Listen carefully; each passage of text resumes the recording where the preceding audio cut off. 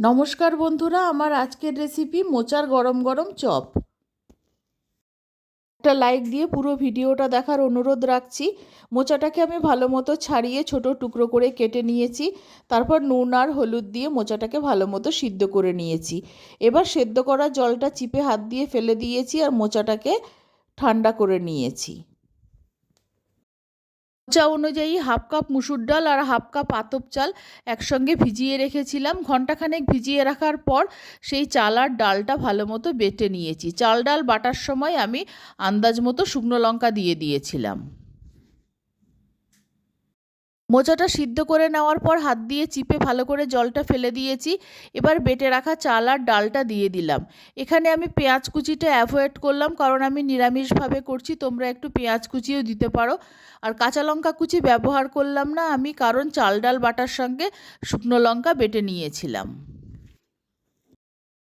আন্দাজ মতো নুন আর হলুদ দিয়ে দিলাম। হাত দিয়ে খুব ভালো মতো চটকে মেখে নিচ্ছি। আর চাল ডাল বেটে এইভাবে বড়া বা পকোড়া যেটাই বলো তৈরি করলে খুব মুচমুচে হয়। কড়াইতে তেল গরম করে নিয়েছি। যে মোচাটা মেখে রেখেছিলাম সেখান থেকে আমি ছোট ছোট চপের আকারে কড়াইতে দিয়ে দিচ্ছি। তোমরা এটাকে ডোবা তেলেও ভাজতে পারো, কিন্তু আমি অল্প তেলেই ভেজে নেব।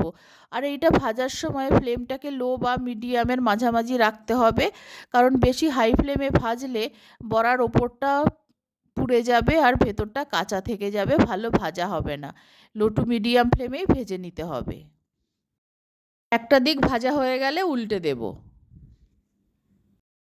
একটা দিক ভালো মতো ভাজা হয়ে গেছে, আমি উল্টে দিচ্ছি। উল্টে দেওয়ার পর খুন্তি দিয়ে উল্টো দিকটা ভালো মতো চেপে দেবো, তাহলে ভেতরটা ভালো মতো ভাজা হয়ে যাবে। কম তেলে ভাজছি বলে যে এটা খেতে খারাপ লাগবে না, খেতে খুবই ভালো লাগবে। বেশি তেল খাওয়াও তো স্বাস্থ্যের পক্ষে ভালো নয়, তাই আমি সবসময় কম তেলেই ভাজার চেষ্টা করি। এইভাবে লো টু মিডিয়াম ফ্লেমে দু পিটি লাল করে ভেজে আমি তুলে নেব। এগুলো আগে দিয়েছিলাম, ভাজা হয়ে গেছে, তুলে নিচ্ছি। মোচার চপ বা পকোড়া যেটাই বলো তৈরি হয়ে গেছে। এটা ভাতের সঙ্গে বা শুধু খেতেও খুবই ভালো লাগে।